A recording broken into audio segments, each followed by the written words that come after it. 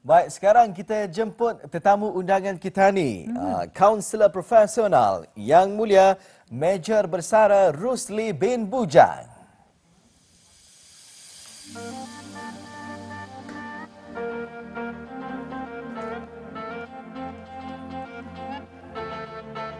Assalamualaikum. Apa khabar? Silakan. Ya, silakan. Alhamdulillah, ya, dapat bertemu kembali bersama dengan Major Bersara Rusli Bujang, itu kaunselor profesional. Dalam segmen Bisai Tatu, amat dirindui juga nih segmen ni. Sekarang ni kita ni akan bawakan sekali lagi. Kebetulan juga ya di bulan Julai ini kita akan menyambut Hari Keputeraan Hari Keputeraan ke bawah Duli Yang Maha Mulia Paduka Seri Baginda Sultan dan Yang di-Pertuan Negara Brunei Darussalam yang ke-75 tahun. Ya. Satu topik yang cukup menarik, mensyukuri kepimpinan Raja. Alhamdulillah ya. Iya, jadi alhamdulillah selamat datang sekali lagi kita ucapkan buat Major. Terima kasih. Dan sebetulnya kita ni merinduilah. Jadi apa yang ingin disampaikan pada hari ini, insyaAllah akan cuba kita didapatkan lah ya daripada kaunselor kita ni. Syukur alhamdulillah hari ini kita ni telah pun melangkah masuk ya 1 hari bulan Julai. Ya. Jadi bulan yang cukup istimewa bagi kita rakyat dan juga penduduk di negara Brunei Darussalam, iaitu Hari Keputeraan Raja yang kita kasihi, kita sanjung tinggi pada tanggal 15 Julai nanti ya, 2021 Masihi. Jadi bertepatan dengan tema ini, tetamu akan membincangkan berkenaan dengan mensyukuri kepimpinan raja atau bagaimana kita merakyatkan kualiti atau ciri-ciri kepimpinan tersebut. Tentunya ada mesej menarik ya yang akan cuba disampaikan di sebelah pagi ini. Jadi mungkin Major Bersara ya kaunselor kita ni boleh memberikan sedikit gambaran awal mengenai dengan topik pada kali ini. Okey, alhamdulillah, terima kasih Wali. Intan, apa kabar? Alhamdulillah kabar baik, sihat, mahirah. Mahirah, betul ya. Nah, kan. Okey, anyway, hari ini 1 Julai ya, alhamdulillah. Seperti yang ada tadi soalan yang cukup padat itu. Ya. Alhamdulillah. Kami ingin bercakap tentang mengaitkan dengan tema Hari Keputeraan inilah. Saya masih ingat dalam segmen Bisai Tatu yang lepas itu saya bercakap tentang dua aspek daripada dalam tajuk mensyukuri kepimpinan raja ini.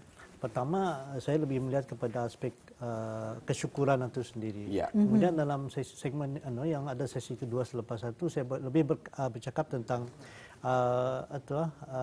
kepada kesejahteraan yang kita nikmati di negara Brunei Darussalam. So dari dalam konteks itu artinya saya itu dah wajarnya kita ni mensyukuri. Tapi sebelum saya lebih panjang lebar lagi, saya ingin menjelaskan sedikit tentang apa signifikannya kita ni bersyukuran ni, ya.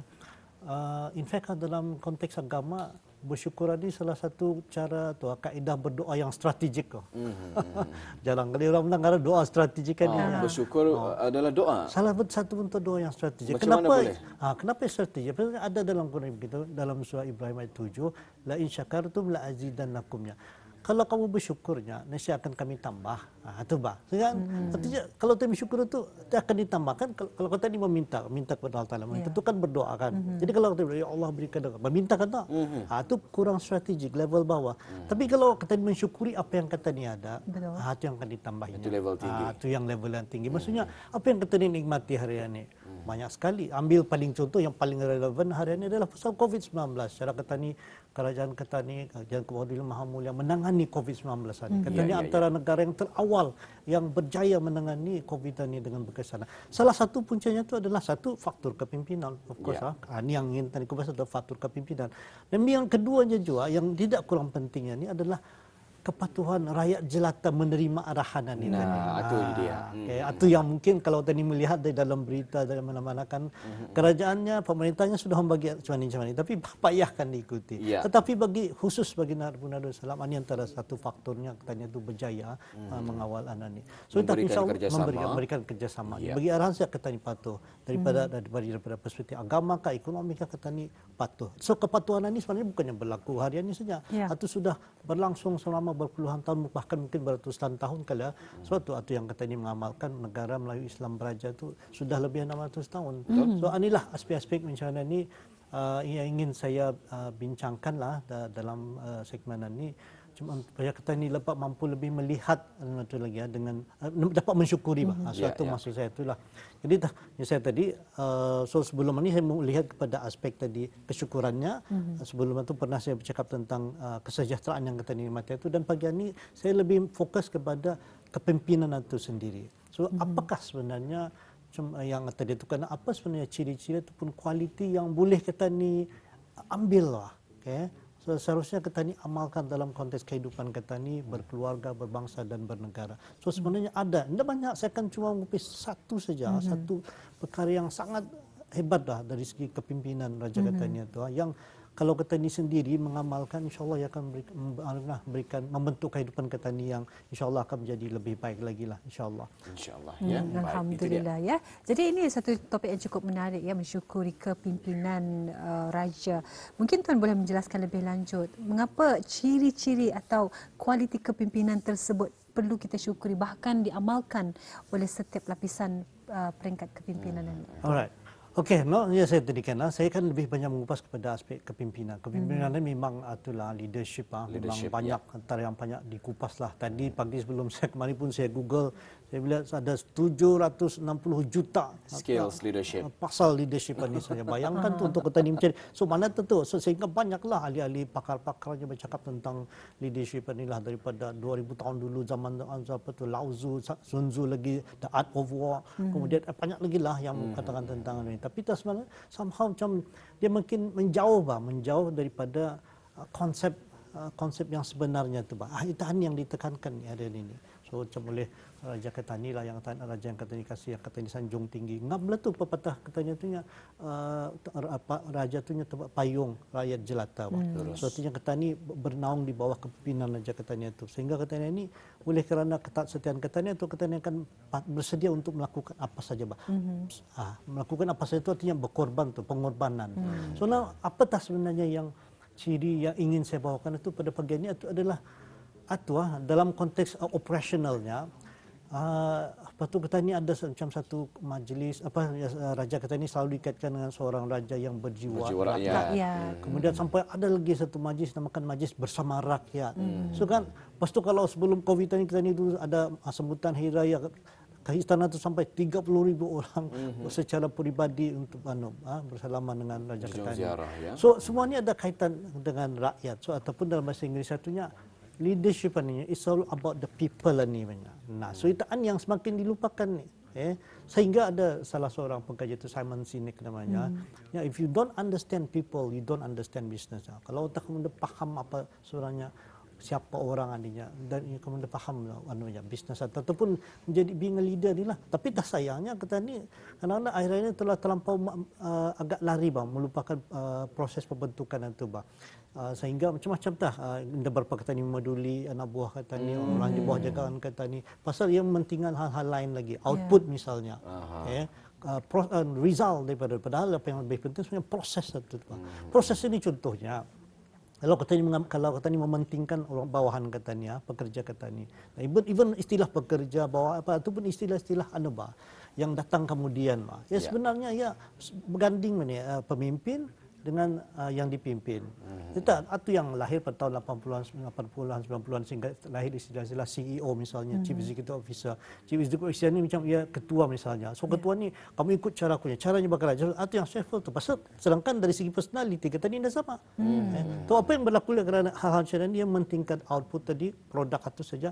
So proses-proses itu kurang diberikan perhatian. Contoh proses berikan perhatian ini. Anda kalau ada pekerja-pekerja bawahan ini, ni menghadapi masalah. So kalau seorang pekerja ketua yang mementingkan anak buahnya ni, ia cuma akan kau ni kenapa kau cuma ni dimarahi saja. So itu adalah kurang berkesan. Tapi kalau ia memberikan perhatiannya itu sepenuhnya kepada anak buahnya ni, itu akan dia akan bertanya betul. Sebelum maninya prestasi bagus, kenapa akhir-akhir aninya prestasimu semakin menurunnya. Nah, so itu artinya itu adalah salah satu ciri tadi yang disebut itu empathy. Ada usaha untuk memperbaiki situasi orang bawahan tersebut. Betul. Ada satu kalau saya beritahu macam siapa boleh kita dikatakan contoh pemimpin yang terbaik kan ni. Individu banyak jawapannya, tapi sebenarnya jawapannya mudah. Saya boleh mengatakan contoh yang terbaik itu adalah keluar ibu bapa. Ibu bapa. Pernah dengar? Kenapa ibu bapa pernah ibu bapa pasalnya kan ibu bapa ni katakan anak-anak tu kalau dikatakan ahli keluarganya anak-anaknya dia anak yang di bawah pimpinannya di bawah asuhannya. Katakan ada masalah salah seorang anaknya ni. Adakah ibu bapa ni akan berputus di mana sini? Ya kau ni masalah saja adanya. Bahkan kalau esok lagi masalah kau kuasahkanlah orangnya. Adakah tu disahkannya lah orang lain. Soal yang berlaku kalau di luar kan tu kalau di luar tadi oleh kerana ada kefahaman mentaliti macam tu kalau masalah orang dipindahkan, dibuang saja. Padahal sebenarnya dipeduli. Nah, so artinya saya tidur contoh ibu pemimpin berkesan itu adalah ibu bapa ni tadi. Pasal ibu bapa akan melakukan yang terbaik, bahkan sampai melakukan apa saja untuknya itu, Tapi janganlah. Saya setuju ibu bapa adalah pemimpin yang terbaik, ya. Walaupun seberjaya mana anak itu tersebut, jadi profesor kah, jadi doktor kah, ya. Ingatlah bahawa yang membimbing anak ini tadi menjadi profesor ataupun doktor adalah ibu bapa ini tadi. Belum tentu anaknya ini nanti akan dapat melahirkan zuriat yang berjaya seperti mana ibu bapanya. Betul. So dalam konteks itu kan masih sama tadi macam artinya walaupun tadi saya kalau ibu bapa kan dia sanggup akan melakukan apa saja, sanggup berkorban untuk anak-anaknya itu, Tapi jangan sampai dia sanggup mati untuk anaknya itu atau kurang tepat juga. Tapi sanggup hidup untuk anaknya. Ini sama toh. Kalau sanggup mati ini ia menggunakan pemikiran yang rasional. Artinya penuh emosi saja, Dia punya coping mechanism, caranya menghadapi masalah itu dengan emosi. Tapi kalau dengan akal, dengan pemikiran dan dengan cara rasional, ia akan sanggup hidup. Maksudnya, ia akan mencari jalan lagi cuma yang akan membesarkan anaknya untuk anaknya itu berjaya. Baik, berbalik semula kepada topik perbincangan kita pada pagi ini, ya, Major. Menarik sekali, semakin hangat perbualan kita ini. Jadi mendengar penjelasan daripada Major Bersara tadi, cukup jelaslah betapa baginda Bawah Duli Yang Maha Perkasa Baginda Sultan Dannya di Pertuan Negara Brunei Darussalam adalah seorang raja yang berjiwa rakyat, ya. Jadi persoalannya sekarang ni, Tuan, ya, bagaimana kita ni boleh merakyatkan ataupun membudayakan kualiti kepimpinan tersebut? So bila kita bercakap tentang kualiti kepimpinan, yang macam saya katakan tadi, Maira, kualiti itu saya lebih fokus kepada kebersamaan dengan rakyat tadi, tumpuan kepada rakyat, for the people lah ni. So itu yang supaya tadi sudah melihat dicontohkan oleh Raja Ketanji, bagaimana it's all about rakyat tani dulu diberikan keutamaan. Jadi rakyat tani kalau sudah diberikan pemedulian yang macam itu, ia akan sebab satu Ketanji rata-rata menyayangi, mengasihi Ketanji itu. So itu adalah hasil daripada hubungan timbal balikan ini tadi, So now macam mana maksudnya tadi itu yang maksud itu patutnya kualiti sebenarnya Ketanji serapkan di semua peringkat kepimpinan. Bukan hanya di peringkat ingat tu dalam agamanya bahawa Ketanji semua ini adalah pemimpinnya. Ada lagi Nelson Mandela ada very bagus quote-nya tu, saya cuba mengubah orang lainnya tapi payah banyak indah untuk mengubah orang itu, dia perlu mengubah dirinya dulu, dan baru dia dapat mengubah orang lain. Ada lagi Lao Tzu kan, salah seorang ahli filosofi Cina beritahunya kalau kita dapat mengubah orang itu satu strength, kekuatan, tetapi kekuatan sebenarnya itulah mengubah diri sendiri. So artinya kalau tadi kan memimpin orang ini, kita ni perlu memimpin diri kita ni sendiri dulu, So itu dua ciri utama itu. Artinya pertama, kalau kita ni mau menjadi pemimpin yang baik ini tadi, pertama sekali itu adalah kita ni memberikan tumpuan untuk mendahulukan rakyat jelata, orang di bawah pimpinan kita ini. Orang yang kita pimpin, kalau keluarga, anak-anak, kalau di pejabat, anak buah di pejabat, semua peringkat kepimpinan maksudnya. So it's not about you maksudnya being the leader, bukan pasal kita ni, pasal kita ni artinya semua mengikut caranya saja tu. Itu yang boleh mendatangkan hal yang baik. So dia kadang-kadang sampai memaksakan nilai yang dipegangnya itu. Nilai kita ini mungkin dah sama, tapi kalau kita bertanya kepada orang bawah ini, memberikan motivasi, memberikan dorongan, insya-Allah ia akan berkesan. Ada satu kajian sangat menarik. Ada seorang pekerja, dia bekerja di dua hotel yang berbeza di luar negara. Dia di tempat yang berbeza. Hotel pertama ini tadi lepas saya sebutkan nama hotel itu. Satu hotel pertama ini tadi dia merasa sangat sukalah dia bekerja di sana tu sehingga dia mengira masa berapa pun dia sanggup membuat macam-macam perkara. Jadi bila ditanya kenapanya, I love my jobnya. Pasal apanya? Pasal manajernya tu, pengurusnya tu setiap paginya akan bertanya arahnya, wah. Dia bertanya apa kabarnya, macam mana keadaan keluargamunya. So, anda juga ada apa-apa persoalan untuk pekerjaan apa. So, very personal touch itu bah. Tapi sebenarnya ini hal yang sangat penting nih, pasal dia memberikan perhatian itu bah, kayak empati itu tadi. Kemudian di hotel yang lain, ya, orang yang sama bekerja di hotel lain, tetapi di hotel itu yang kena lihat sejak kesalahannya. Perlu bekerja, ada checklistnya. Oh, ini yang perlu kamu, ini perlu. Kalau tidak, ini. Apa akan jadi dengan ini? Stres. Dia akan memikirkan, salah kadang, kalau salah kadang buang ni kadang. So bila itu yang dalam pikirannya itu, ia akan takut sepanjang masa sehingga ia menjejaskan produktivitinya.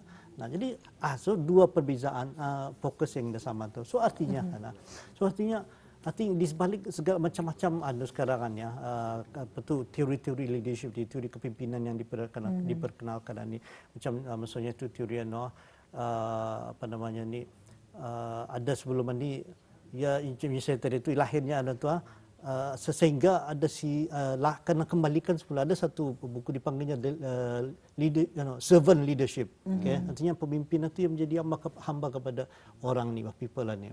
So artinya this is salah satu cumanya di sana indah komplit, indah lengkap, ya cuma mementingkan kepada diri satu saja. Apa lagi, what next bah? Ya, kalau sudah kata ni mementingkan people ini, apa lagi seterusnya? Itu yang seterusnya tu ini tadi kita diberikan menjalin hubungan yang baik itu. Iya, baik, alhamdulillah ya. Ribuan terima kasih kita ucapkan buat Yang Mulia Major. Masa sangat menyemburi kita hari ini. Rasanya pantas sekali.